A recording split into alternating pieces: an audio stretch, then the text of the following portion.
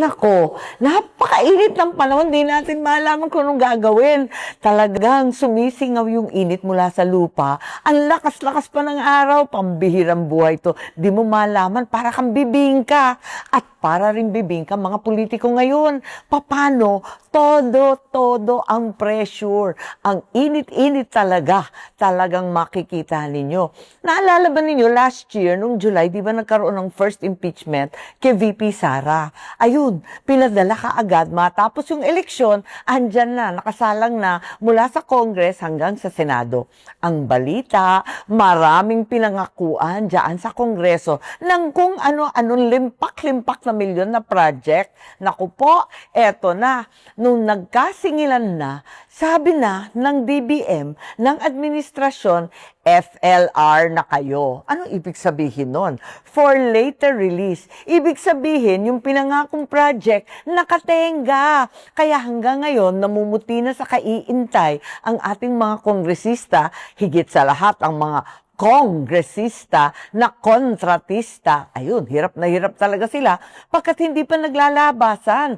At alam naman natin, may utang pa sa eleksyon na nakaraan. Meron pang 2 eleksyon itong taong to. Meron pang barm election sa Mindanao, may barangay, gastos na naman. Kaso, 3 little letters, FLR, for later release. Nakatenga pa yung mga project. Ngayon, eto na, the second impeachment. Pangakuan na naman ng katakot-takot na project. Ang problema, wala nang naniniwala. Ang sabi nila, may utang pa ang administrasyon sa amin nung nakaraang impeachment.